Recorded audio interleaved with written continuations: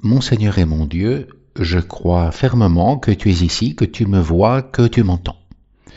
Je t'adore avec profonde révérence. Je te demande le pardon de mes fautes et la grâce de faire avec profit ces 10 minutes de prière. Marie, ma mère immaculée, Saint Joseph et mon ange gardien, intercédez pour moi. Un jour, mon ami m'a raconté qu'il avait assisté à une conférence sur du dialogue interreligieux, spécialement sur des thèmes qui tournaient autour de la famille, comme les fiançailles, les relations prématrimoniales, la contraception, l'avortement, les problèmes de couple, les problèmes qui pouvaient apparaître dans le domaine sexuel, etc. Et donc, il y avait là des représentants de différentes religions dans un panel de spécialistes, parmi lesquels il y avait un catholique. Mais le catholique était le plus flou de tous, le plus brouillard. Et c'était manifeste, tellement flou qu'on ne sait plus quoi penser dans la morale familiale et de la sexualité. Alors mon ami s'est un peu énervé de tout cela parce qu'il a dit tiens, on a quand même un magistère, on a quand même une doctrine catholique claire. En tout cas, Jésus était clair dans son enseignement. Aujourd'hui, l'Église nous propose un texte dans l'Évangile qui est assez marquant à ce niveau.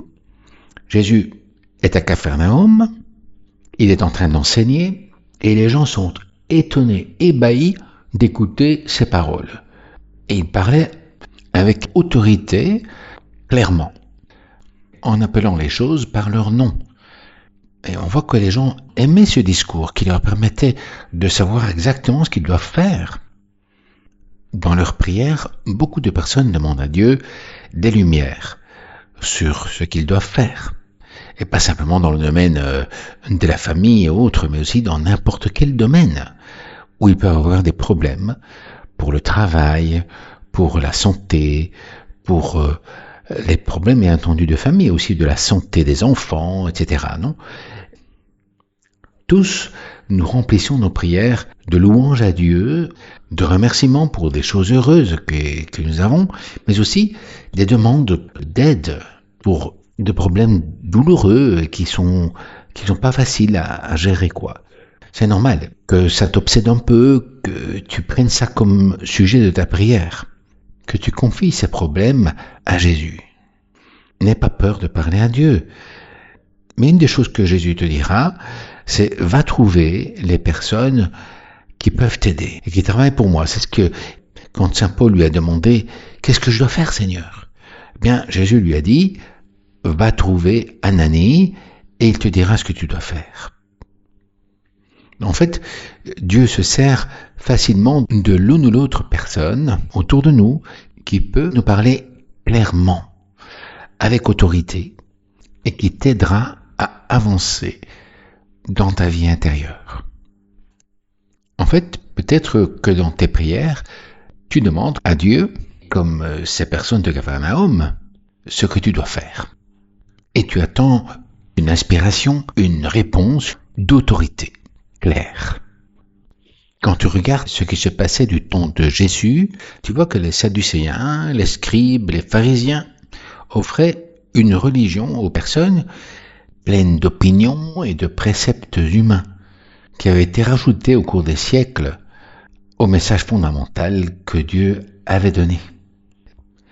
Et ça brouillait la doctrine, le cœur du message de Dieu qui les rend même incapables de comprendre le message de Jésus.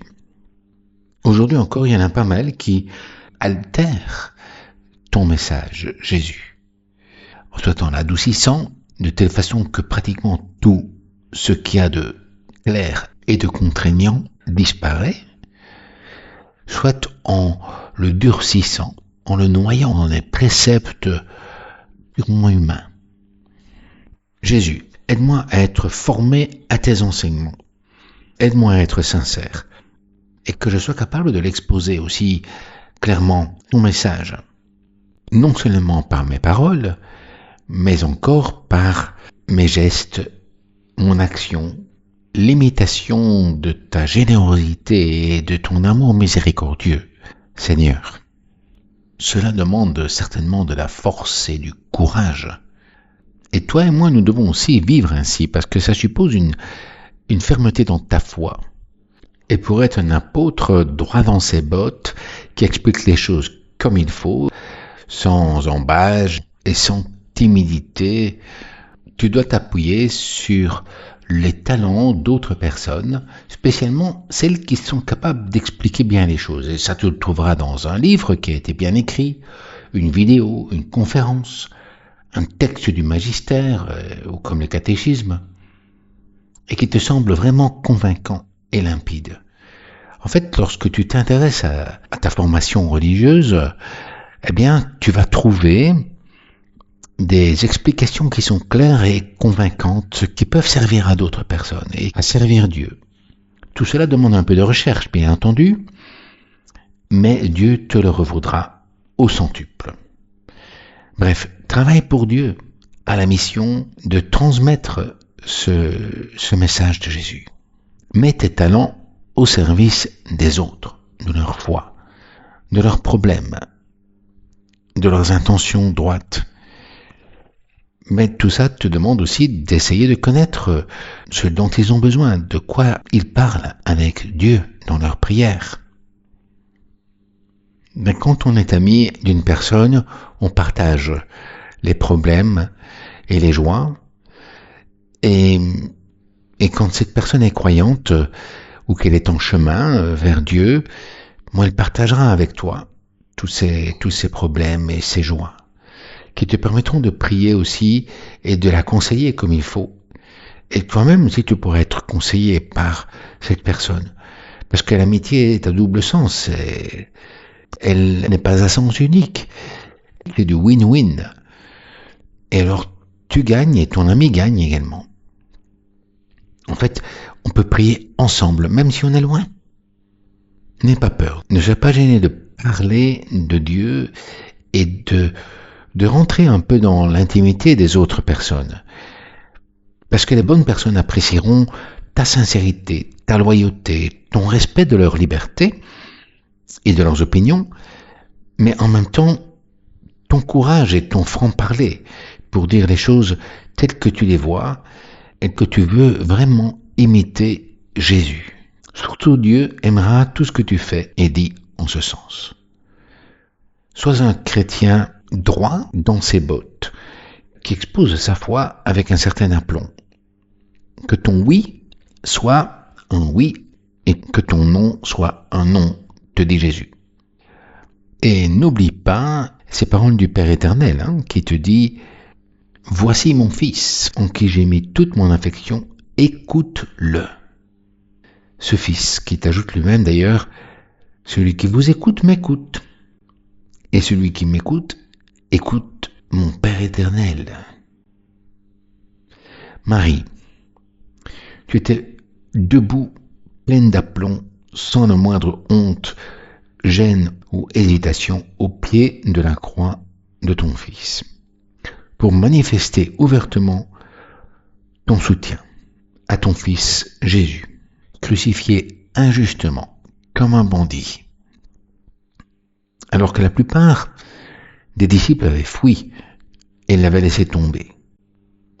Toi, tu as toujours vécu avec sincérité et loyauté aux côtés de Jésus. Et je suis certain que Marie te dira aussi, ne manque pas d'aplomb dans ta foi. Sois droit dans tes bottes, sois loyal et sincère, parce que c'est ce que Jésus a fait sur terre, en venant nous expliquer comment nous pouvons gagner le ciel. Parce que c'est ce que Dieu aime, parce que c'est ce qu'on voit dans la vie des saints, comme toi, Marie, et comme ton époux, Joseph, un homme plein d'aplomb dans ses décisions et dans la manifestation de sa foi et de sa confiance en Dieu. Je te remercie, mon Dieu, des bonnes résolutions, des actes d'amour et des inspirations que tu m'as communiquées dans ces 10 minutes de prière. Je te demande de m'aider à les mettre en pratique. Marie, ma mère immaculée, Saint Joseph et mon ange gardien, intercédez pour moi. Au nom du Père et du Fils et du Saint-Esprit. Amen.